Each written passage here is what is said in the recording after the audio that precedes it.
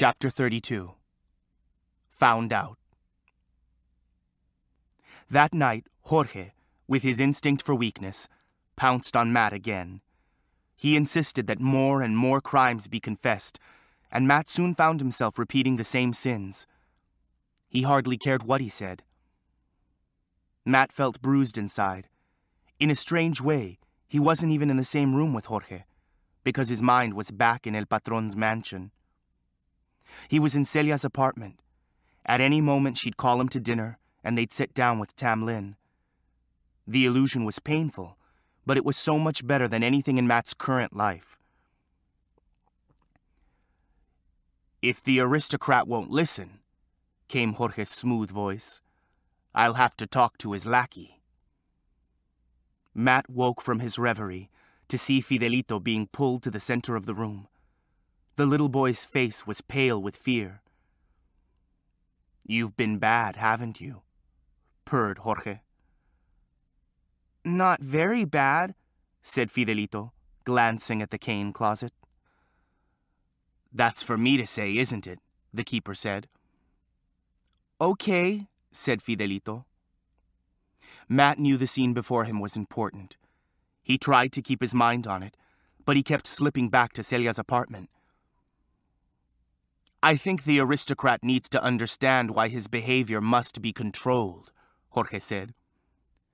"Worker bees know that everything they do affects the whole hive. If a lazy worker sleeps all day and isn't punished, he teaches others to follow his example. If enough workers follow his example, the hive will die." Fidelito's face showed the argument had gone over his head. "So we have to correct the weak little lackeys who think it's fun to follow a bad example. Isn't that so?" I don't know." Matt forced himself to concentrate on the present. "If you want to punish me, why don't you just do it?" he said. "Because that doesn't work," Jorge replied. His face glowed with joy, as though he'd discovered a wonderful truth he couldn't wait to share with everyone.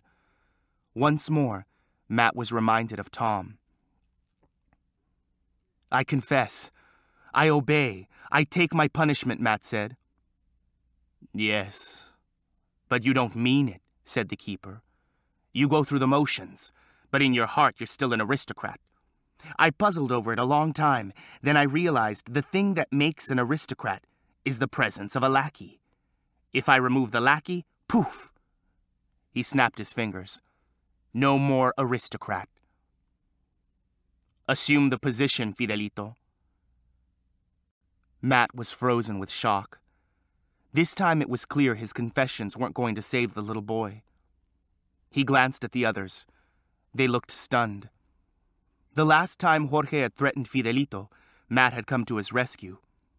But this time was different. It seemed the keeper had crossed an invisible line, and the boys were appalled by what they were about to witness. It had been okay to beat Tonton for no reason. He was big and able to take it. Fidelito was skinny and frail, in spite of his tough spirit, and he was only 8 years old. Fidelito did what he'd seen the others do, lean his hands against the wall and spread his legs. The other boys murmured. Matt couldn't hear what they were saying. Jorge went to the closet. Matt felt as though he were floating over the scene. Like other times in his life when things had gone wrong, he wanted to retreat into his own private kingdom. If he imagined being in Celia's apartment hard enough, it might actually happen. Jorge paced back and forth, whisking the cane. Any second now he'd break into a run. He stopped. He gathered his strength for the initial blow. He lunged forward. Matt hurled himself at the keeper. He drove his head into Jorge's stomach and tore the cane from the man's hands. Jorge reeled back, gasping for breath. Matt brought the cane down hard on his shoulder and then used it to force the keeper to the floor. Chacho came out of nowhere and threw himself into the battle, pummeling Jorge with his fists. "You hit little kids," Chacho shouted between blows. "You deserve to be hit back." The other boys were shouting and cheering. They surged forward, forming a ring around the keeper and his two attackers. Flaco dragged Fidelito away from the fight. Matt's head spun. Jorge was curled into a ball. Maybe he was seriously hurt. The boys were dancing around excitedly, and Matt guessed they were about to join in. "Stop!" Matt cried, dropping the cane. He grabbed Chacho and pulled him back. "We mustn't kill him." "Why not?" demanded the boy. But the interruption was enough to bring him to his senses. He sat down hard on the floor and clenched his fists. The other boys groaned with disappointment, but they moved aside when Jorge rolled onto his hands and knees and scuttled to the door. No one said a word. Chacho sat on the floor, breathing heavily. Fidelito whimpered in a corner where he was being held firmly in place by Flaco. Matt shivered as though he had a high fever. He couldn't imagine what was going to happen next. But he didn't have long to wait. Footsteps thundered down the hall, and the door was slammed open by an army of keepers. All 20 of them stormed into the room. They were armed with stun guns, and the boys retreated against the walls. First Matt, then Chacho was seized. Their hands were bound behind their backs, and their mouths were sealed with tape. "You're going to be locked down," Carlos roared at the remaining boys. "We'll decide what to do with you tomorrow. But understand, we won't, repeat, won't tolerate this kind of mob behavior." "Don't you want to know what Jorge did?" said Flaco. "What you did was far worse," shouted Carlos. "He was going to kill Fidelito." That did seem to startle Carlos. He stopped and looked at the little boy hiding behind Flaco. "He's lying," said Jorge, who was holding his injured shoulder with one hand. "There are 200 of us," said Flaco. "We all witnessed it." And in that statement, Matt realized, was an implied threat. There were 200 boys in the dormitory. No matter how well armed the keepers were, they couldn't hope to control a crowd that size. The thought seemed to have occurred to Carlos as well. He backed toward the door and signaled the other men to follow. But like a swirl of dust on the dry salt flats outside, a stream of boys moved to cut off the exit. Now the keepers were surrounded on all sides. "I think you should listen to us," said Flaco. "We can talk about it tomorrow," Carlos said. No, thought Matt. Don't let them put it off. The minute the men are outside the room, they'll bolt the door. They'll never listen to the facts. He could say nothing because his mouth was covered with tape. "I think now is better," said Flaco. Carlos swallowed. He fingered the stun gun. "They've been corrupted by the aristocrat," said Jorge. "Things have gone wrong ever since that arrogant swine arrived. He's the one who led the attack, and the rest followed. He's the leader. The rest are his filth-eating lackeys." "Don't make things worse," Carlos said. "Luna, in the infirmary, has an interesting tale," Jorge went on. "When the aristocrat was brought in, Luna helped load him into bed. He saw writing on the boy's right foot." Oh no, thought Matt. There was an old scar across it, but he managed to make out the writing. "Property of the Alacran estate." "Alacran," said Carlos. "That's the name of the old vampire who runs Dreamland." "I know," Jorge said pleasantly. "I wondered how a person could belong to an estate unless he worked there, or unless he was an escaped crot." A gasp ran through the room. "Don't use that filthy word," Carlos said. "I'm sorry," Jorge smiled. "I was only using language I thought the boys would understand. I was still thinking about what to do with the information when tonight's problem cropped up.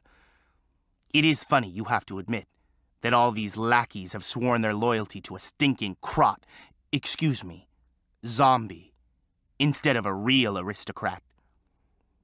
No, thought Matt. His weakness had been found out. Even though the keeper had drawn the wrong conclusion about the tattoo, it was just as devastating. "I don't believe it," said Flaco. "Why don't we look?" invited Jorge. Flaco came forward and knelt on the floor next to where Matt was standing. He looked up, apologizing with his eyes. Matt didn't resist. It wouldn't have done any good. He allowed the boy to turn his foot toward the light and waited for the inevitable reaction. "Jorge is right.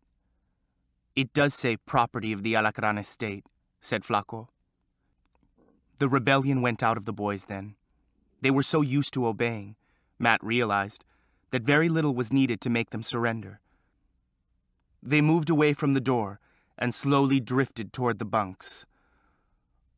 "Wait," said a voice Matt never expected to hear.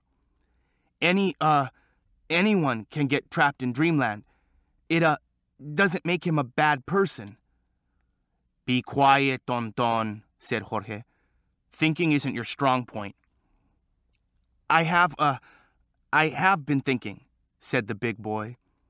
"Our parents ran away to, dreamland, and they were turned into zombies." It was clearly difficult for him to say this. "My father wasn't," protested Flaco. "He's living it up in the United States. He's running a movie studio, and when he gets enough money, he'll send for me.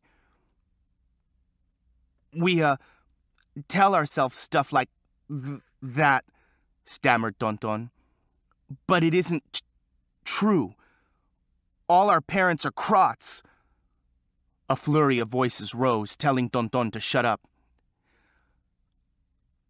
"Our mamas and papas aren't bad, just unlucky," the boy went on in his relentless way. "And Matt isn't bad either." "Oh, go to bed," said Jorge. "Do you think anyone wants to listen to your ravings? You've always been stupid and you'll always be stupid. You're lucky I pulled you out of dreamland before I found out what an idiot you are." "I'm not stupid," cried Tonton. But no one listened to him. The boys drew away from Matt as though he were something unclean. The keepers hurried him and Chacho out, and Carlos bolted the door behind them. They were taken to a small closet, without enough space to lie down. It was dark and airless. The floor was cold. All night the boys huddled against the wall, and Matt was glad it was dark and that they had their mouths covered with tape. He couldn't have borne hearing Chacho call him a crot, or seeing him shrink away from the presence of such a monster.